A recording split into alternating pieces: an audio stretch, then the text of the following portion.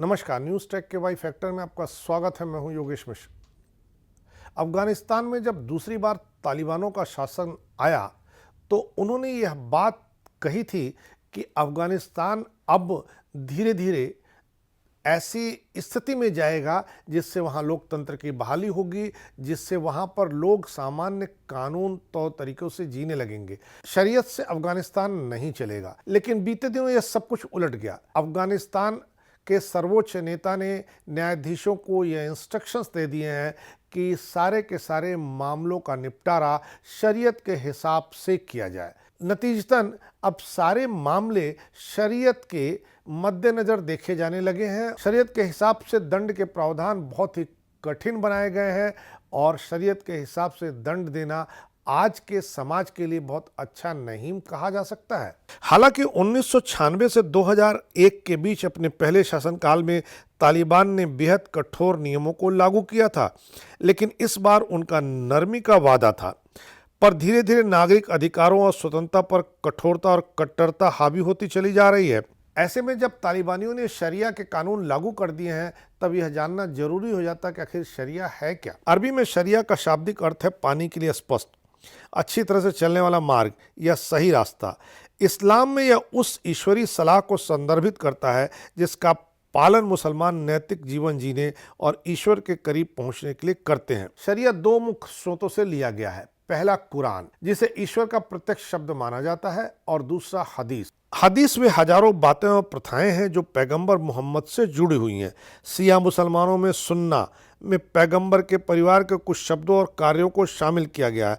जहां किसी सवाल का स्पष्ट उत्तर प्राप्त नहीं हो सकता है, वैसी स्थिति में किसी धार्मिक विद्वान से विशेष प्रकार के मार्गदर्शन लिए जा सकते हैं। शरीयत की व्याख्या करने के लिए कुरान और सुन्नत का गहरा ज्ञान, अरबी में प्रवाह और कानूनी सिद्धांत में विशेषज्ञता की आवश्यकता होती है। शरिया भी कानूनी राय का आधार है, जिसे फतवा भी कहा जाता है, जो मुस्लिम विद्वानों द्वारा व्यक्तिगत मुसलमानों या किसी विशिष्ट मुद्दे पर मार्गदर्शन मांगने वाली सरकारों के अनुरोध के जवाब में जारी किया जाता है। सुन्नी मुसलमान में फतवे सख्ती से सलाह देते हैं, जबकि शिया समुदाय में अनुयायी अपनी पसंद के धार्मिक नेता के फतवे का पालन करने के लिए हैं। इस्लामी कानून के 5 अलग अलग स्कूल या मार्ग हैं, जिनमें 4 सुन्नियों के हैं और एक का रिश्ता सिया से जुड़ता है। सुन्नियों में हनबली, मलिकी, हनफी और शफी आते हैं और शिया में एक जाफरी हैं। ये 5 मार्ग अपने अपने तरह से शाब्दिक रूप से उन ग्रंथों की व्याख्या करते हैं जिनसे शरिया कानून लिया गया है। शरिया मुख्य रूप से नैतिक आचरण, पूजा और दान के बारे में एक संहिता है, लेकिन इसका एक हिस्सा अपराध से भी जुड़ा हुआ है। शरिया कानून अपराधों को 2 श्रेणियों में विभाजित करता है। पहली श्रेणी हद और दूसरी श्रेणी है हुदूद, जो निर्धारित दंड के साथ गंभीर अपराध है, और तजीर अपराध, जहां सजा न्यायाधीश के विवेक पर छोड़ दी जाती है। हद अपराध में चोरी शामिल है, जो शरिया की सख्त व्याख्या के तहत अपराधी के हाथ को काटने का दंड देता है। लेकिन हद के तहत दंड देने में कई सुरक्षा उपाय जुड़े हैं। पूर्ण सबूत अनिवार्य होते हैं, पर अक्सर व्यवहार में ऐसा नहीं होता। हुदूद उन अपराधों को संदर्भित करता है जो इस्लामी कानून के तहत कुछ प्रकार की सजा को अनिवार्य करते हैं, जबकि किसा प्रतिशोध के रूप में जिक्र करता है, मिसाल के तौर पर एक आंख के बदले एक आंख। हुदूद अपराधों में व्यभिचार तथा किसी पर गलत तरीके से व्यभिचार का आरोप लगाना, शराब पीना, चोरी, अपहरण, राजमार्ग डकैती, धर्म त्याग और विद्रोह शामिल है।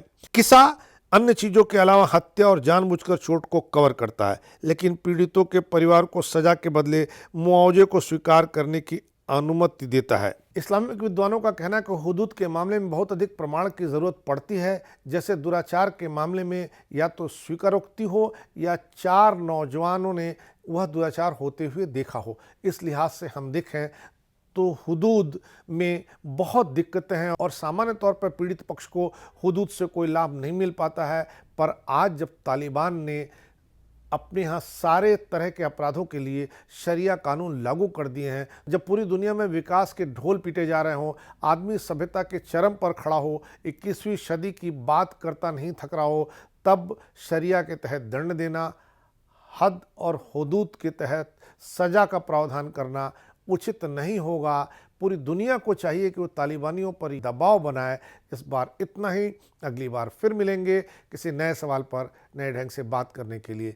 तब तक के लिए नमस्कार।